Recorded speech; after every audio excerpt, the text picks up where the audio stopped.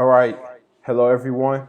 I'm Vaughn Gathing, and this is my second book review um, of the first chapter of the book franchise, The Golden Arches of Black America.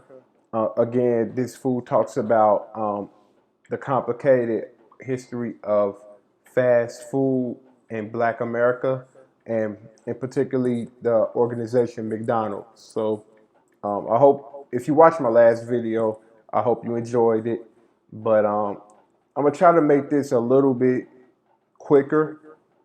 Um, Last time it was like a whole hour, and that was really long. So I'm gonna try to make it as quick as possible. So if you want to watch it, you'll be able to get information a lot quicker than just an hour.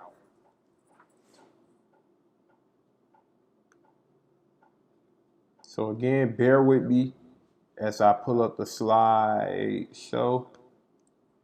Okay, so I named this chapter Golden Arches, Highway Robbery, Highway Racism. Well, Highway Racism, Highway Robbery. And as I start talking about it, you will understand why I called it Highway Racism, Highway Robbery. So here's a point I'm going to be pointing out. So my first point is going to be called start, fail, start, expand, succeed, etc. And I'm going to talk a little bit about that. I talked a little bit about that in my last review. How inner city highways were built off discrimination. The indifference of Ray Kroc. We're going to learn a little bit about Ray Kroc, not the founder, the guy who made McDonald's global, a global industry, global organization, I should say, and Suburban Success, Down South Struggle. So just bear with me, and I'm gonna try to go through these as quick as possible. So start, fail, start. I kind of talked about this the last time I did a review. So let's start with the McDonald's Brothers.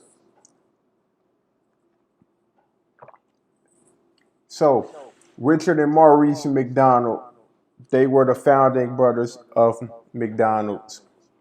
So they moved to California from New Hampshire, and they opened up a hot dog stand.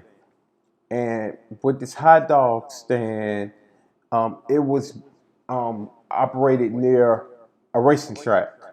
And the racing track, it helped bring business, but the hot dog stand, it wasn't really successful. So it was deemed a failure by the brothers. And then they opened up a barbecue restaurant. And all this was in California. And the barbecue restaurant had moderate success. But it closed after a while because they wanted to remodel their strategy, the way they executed, because the barbecue was really good, the food was really good, but they wanted to get food out quicker and faster. So they kind of remodeled and created the McDonald's model you know as today. So what do I mean by that? So making burgers in this fast, expedited way. Um, they called it the speedy system, if you can see down here. So how can we make burgers, fries, drinks in this really fast way, get people in, get people out the restaurant, make profit? And McDonald's popularized this system, and they popularized it to the point where other fast food restaurants that followed Burger King, Wendy's. They duplicated the model. So this is how you got the McDonald's you got today. You have today, I should say. And pretty much they were able to start, fail, start over, make mistakes, expand. I didn't mention that McDonald's, the McDonald's brothers, they got loans for to help them open up the barbecue restaurant. And while this is going on in relation to blacks in America, we were getting the short end of the stick with everything. You know, we were getting denied loans for home ownership. I'm gonna talk a little bit more about that.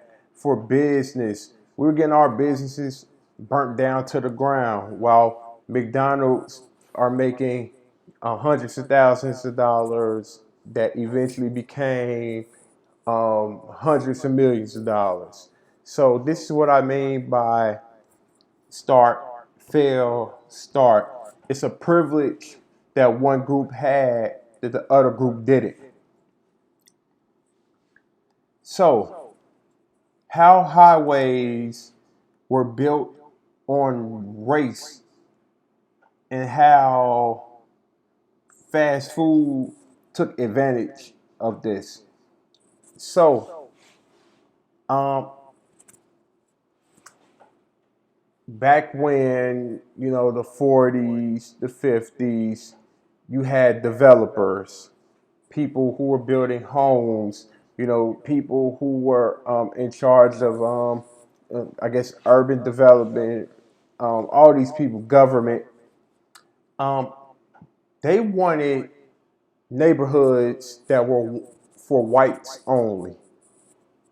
And pretty much those are suburbs. They didn't want people who couldn't afford it.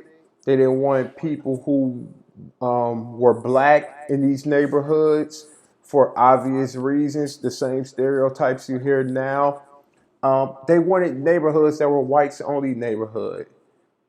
So what happened was blacks were not getting home ownership loans from the like the home owner loan corporations, the federal housing authority. They wasn't giving them loans because their excuse was the loans were a risky investment if a black is taking it to a inner city or wherever. It was a risky investment to another black person. So this is how this concept of redlining started. Now, um, well, just to explain as well, redlining is a practice of keeping blacks out of away from home ownership and out of certain neighborhoods. Now, um, highways. So what happened was there was these areas where blacks were they had little resources, little homes, little business going, and pretty much the government stated that we can use these areas, move whoever out of here, and use it to create like infrastructure to create highways to get people from the inner city to the suburbs. So suburban people won't have to drive through the city. They don't have to interact or see these poor people, these black people. We could just go straight to our homes. And that's how highways were created. And there's so many articles on it. If you just Google how highways were built on discrimination, you can see the Atlantic, um, New York Times has articles on it. There's books on it. The Color of the Law talks about it. Um, there's all these things that talk about how highways were created. So It's crazy now when I'm driving on the highway in the inner city, in particular, the Dan Ryan in Chicago. You now think like, dang, this was built off discrimination. This was built because they didn't want to interact with black people. And then eventually those black people were pushed out those areas where the highways were created, and they were put in these little silos, overpopulated communities with little resources and little and high crime. So now you have the hood. So that's how you have it. So how is this relevant in relation to fast food? We're gonna get to that. Um, but let's talk about Ray Kroc first. So Ray Kroc is the man who expanded the McDonald's franchise, the overall franchise. Um, he initially started as a milkshake salesman, but assumed leadership of a few franchises.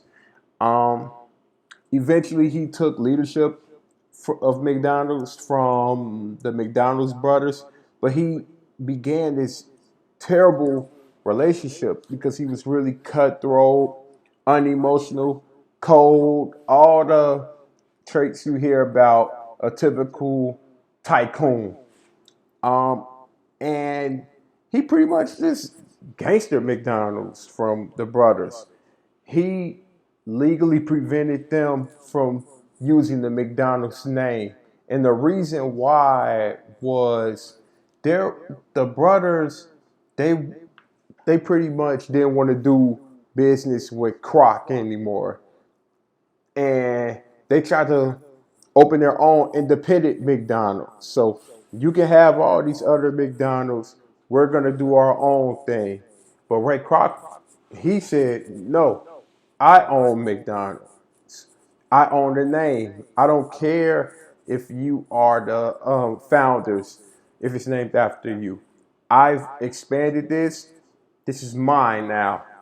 And what Ray Kroc did was he opened a McDonald's in front of the first McDonald's ever made. I talked about it in my last book review.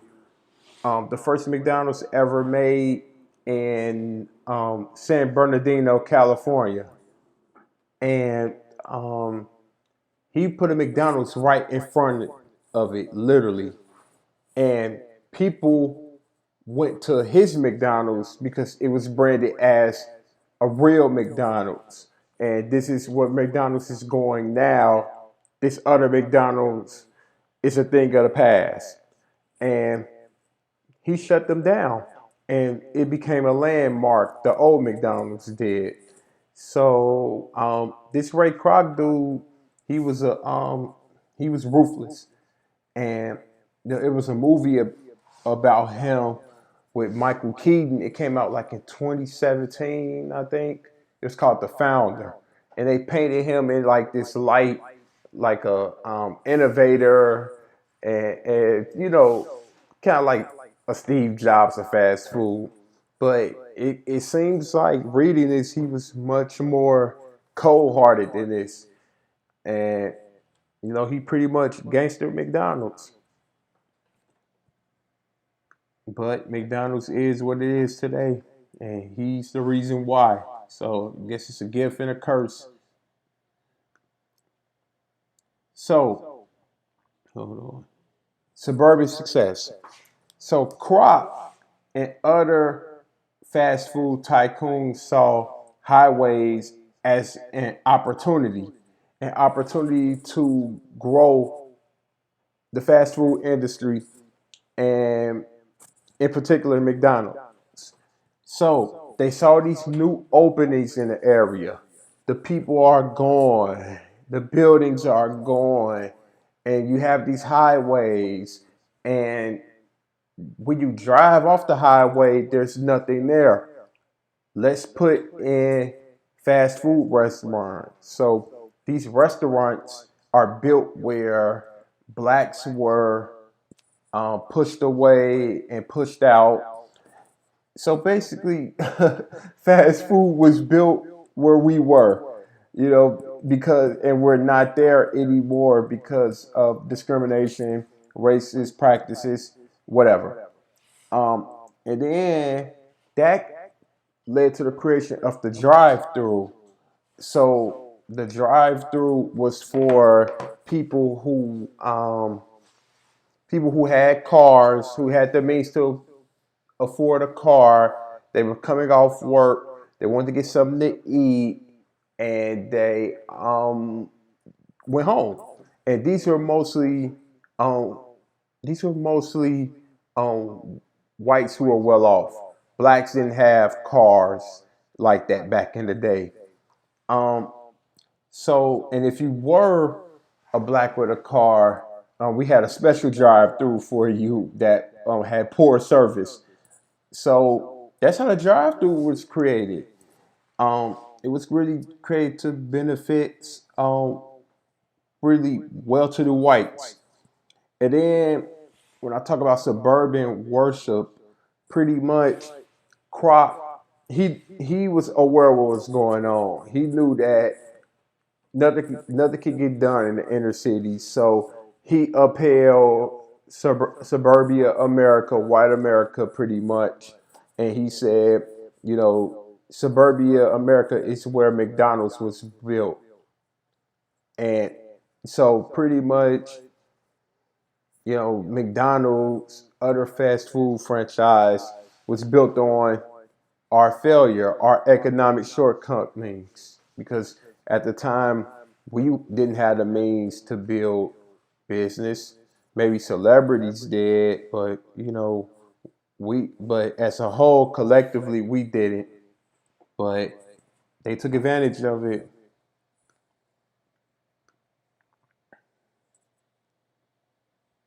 Okay, I should have been doing it like this. Okay, so oh, can I zoom in a bit? Okay, good. So black struggle in the South.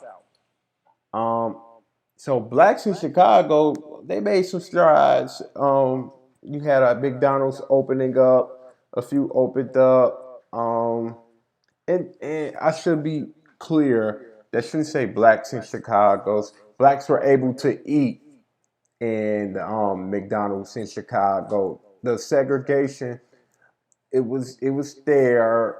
The racism was there, but it wasn't as bad as down south.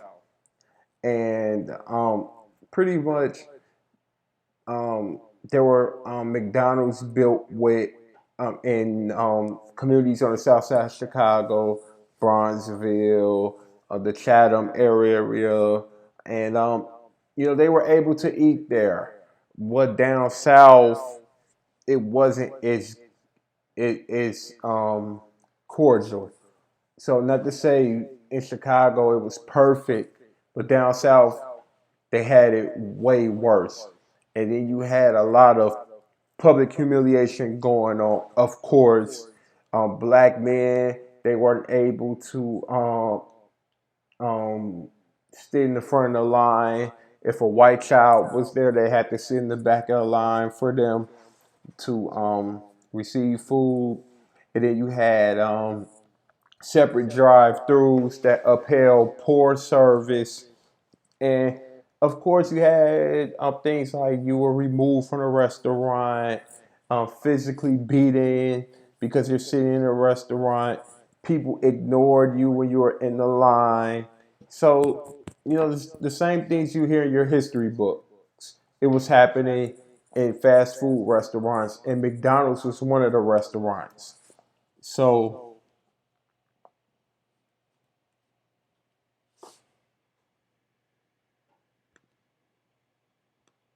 Ray Kroc and McDonald's, they act like none of this happened. They just was making their money, going on with their day, and they stayed out of civil rights issues. Um, for example, so a McDonald's in Greensboro, North Carolina. They were practicing heavy um, racism, heavy discrimination. But there was a group, the Student Nonviolent Coordinating Committee, that was led by John Lewis, called SNCC. SNCC and the Center of Racial Equality, um, they protested this McDonald's in Greensboro, North Carolina. They pretty much had enough, and eventually, after a lot of public demonstrations, organizing, boycotting, Ray Kroc, he didn't want nothing to do with this. So they end up opening this McDonald's and practice anti-segregation, allowing them to eat there. And Core and SNCC, their next step was to get blacks hired. And I don't know how far they got within that in that period of time, but they said, okay, we can eat here now. We want people hired here. Now, you go to a McDonald's in Arkansas, and the racism there was a lot more oppressive, harmful than what was going on in North Carolina. This is where you get that really deep racism that you see in your history books, in the imagery where protesters were being beat with bats. It was a story about a young lady that got ammonia thrown on her face. Like, can you imagine ammonia being thrown on your face? But this stuff was happening. White men waiting for protesters with bats, bricks. Not even just protesters, blacks with bats, bricks. You know, just being just looking for ways to hurt us. And we continue to protest. As blacks who were actively involved in boycotting and protesting, they started doing sit-ins, learning how to do nonviolent protests, and that's up to you to think it's nonviolent protests better than violent protests. Are you going to be Malcolm X or Dr. King? That dichotomy always comes up, but that's what's going on in Pine Bluff, Arkansas. And then SNCC, that's what the Student Nonviolent Coordinating Committee was called.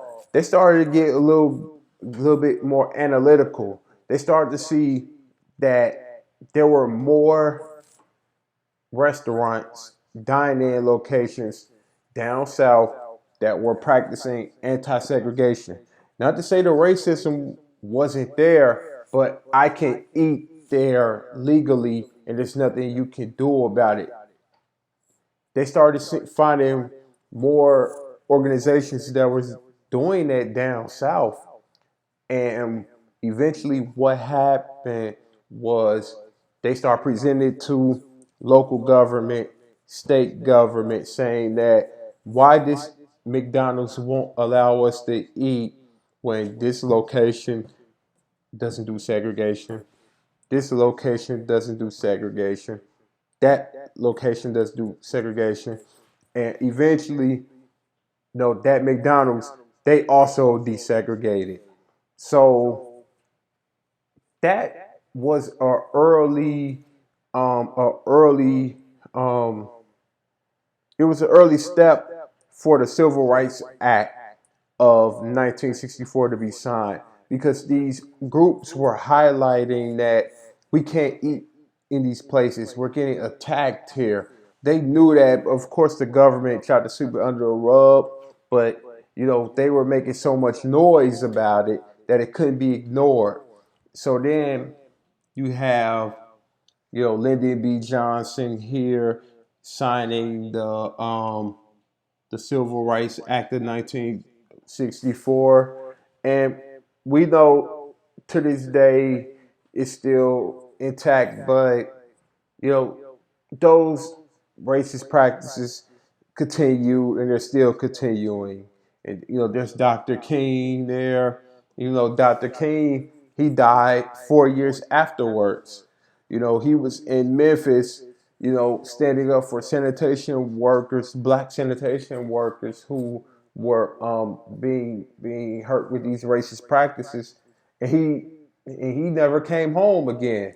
He did a speech, still on the balcony the next day, and he was gone. So these racist practices, they still continue long after the 1964 Civil Rights Act. So basically, I'm gonna do a recap, and I'm gonna wrap up.